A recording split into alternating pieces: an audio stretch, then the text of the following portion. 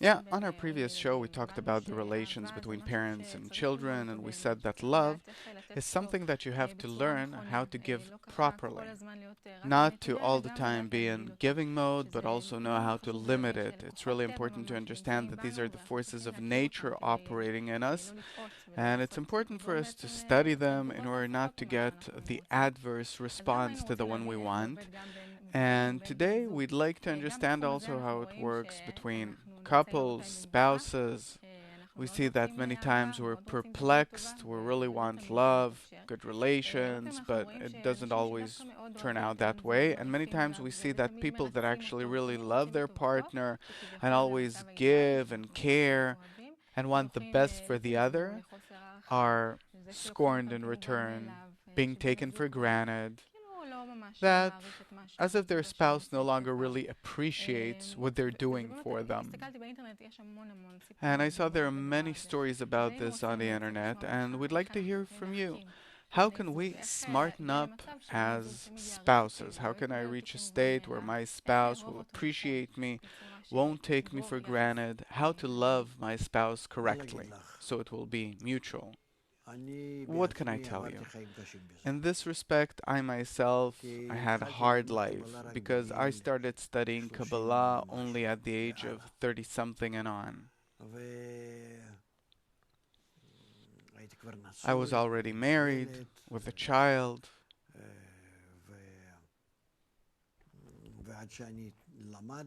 and until I learned and discovered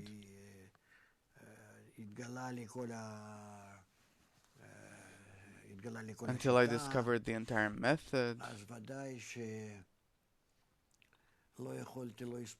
Of course, I couldn't. I didn't have the chance to realize it on myself and my family and to educate my kids accordingly. But now I can say that we are truly in a state where the method is present, ready for use, and there are people acquiring it, using it, and there's work to be done here. What can I say?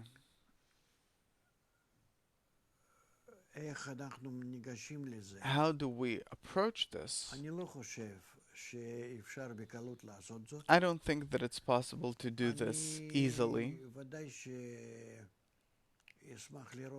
Of course, I'll be happy to see that one of my students is writing a manual's guide for parents, for couples, for parents and children, or children and parents where the children are no longer small, and the relations between relatives in general, between the families of relatives,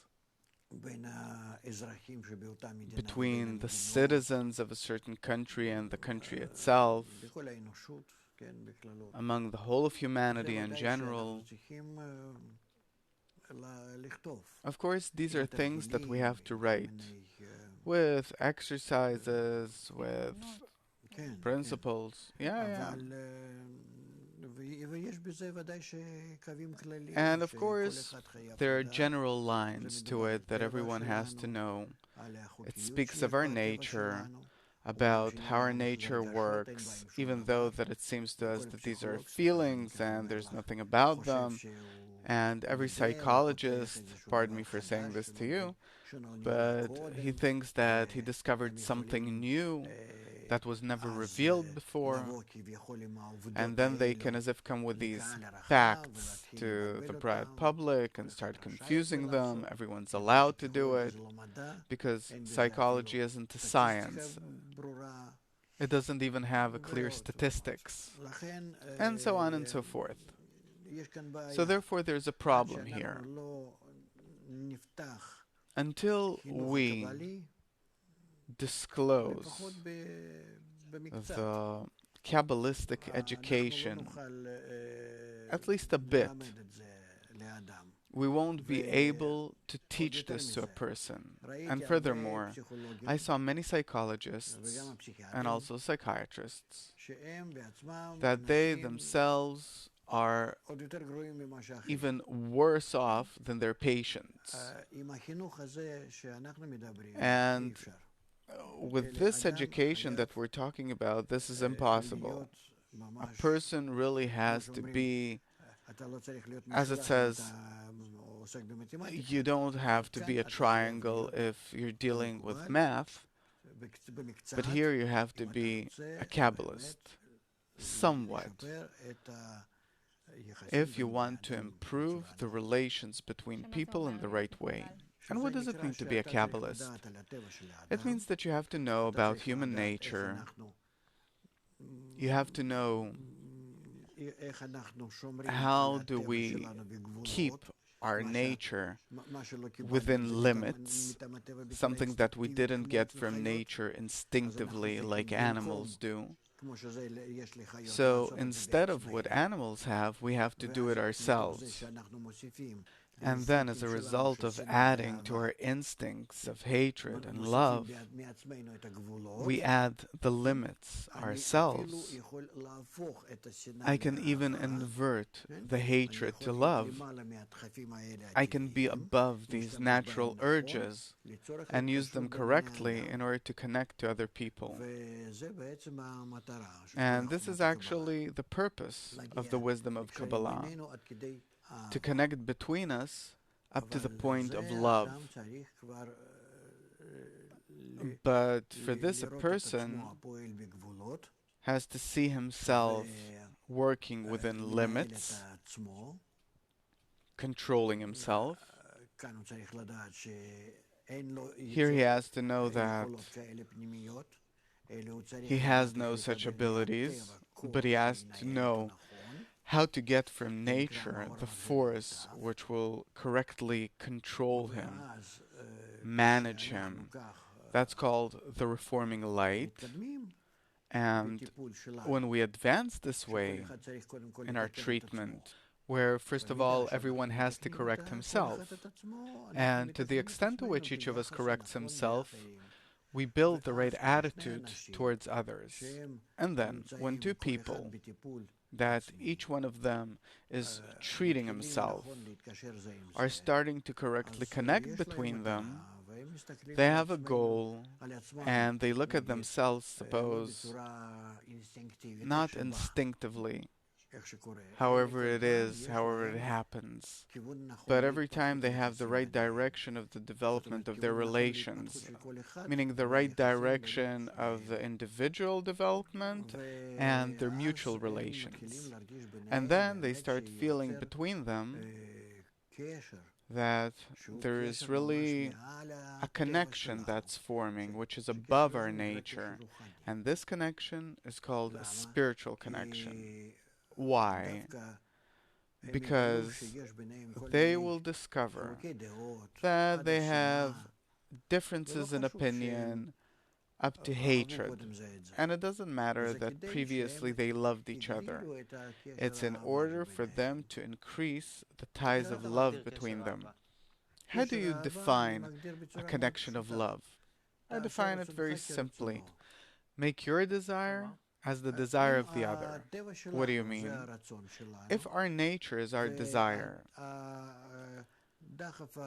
and the most important urge is self-love, the most important impulse that is expressed in my fulfillment of my desire. That's what I want every moment. That's what I do. And part of my actions, I do it instinctively. Look how I'm sitting, how I'm talking, how I pose myself. It's also, I fulfill myself as much as possible in the most comfortable, convenient way.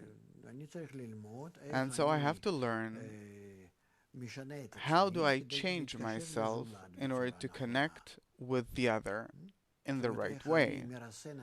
Meaning, how do I restrain my ego? And how do I elevate myself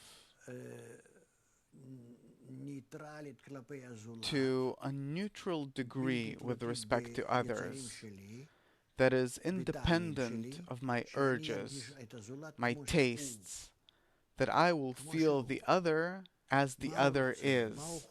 What does the other want? What is he thinking? What is he drawn to? What does he enjoy?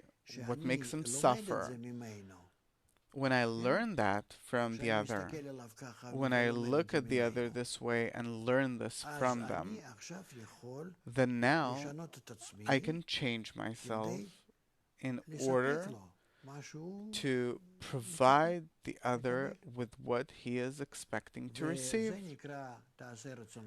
And that's called make your desire as his, that I use my desire to serve the desire of the other. That's called to love. The question we started with is, we see from life that when a person only pleases the other and serves him, he ends up being scorned and taken for granted. Wait a second. Therefore, I'm saying that there is an entire wisdom to it. I'm not simply doing it like two teenagers in the first few days of their acquaintance and then it ends. What's the difference? The difference is vast. We learn how do we connect with each other in order to give each other limits. That I show my love in a conditional way, not limitlessly. Why? Because by nature, I'm an egoist. So I give up my ego in order to treat the other nicely, not because I fulfill my ego, suppose my sexual urges, and so on. No. I give up my ego, I concede it, and then as a result of conceding my ego, I relate to my spouse, suppose. And my spouse does the same towards me, meaning when we connect, each connects out of conceding his own ego in order to fulfill the other. And then this is how we connect, meaning by conceding the ego, which are the crimes, love covers, meaning that we connect, meaning that our love is revealed in the vessel of our ego, but that we have corrected our ego under a restriction and in a good attitude towards the other and only. So what's the difference between that and unconditional love? In unconditional love, utter love, I relate to the other in an animalistic way. And here I build the love through an inner effort. I'm not relating to the other in a way that I have, suppose, attraction towards that other person, sexual attraction or social attraction, I like that person or whatever. This has to be, meaning there can't be rejection between a man and a woman. Everything but rejection. All the rest, if there's no bodily, corporeal, animalistic rejection, all the rest we build above that by each conceding his own ego.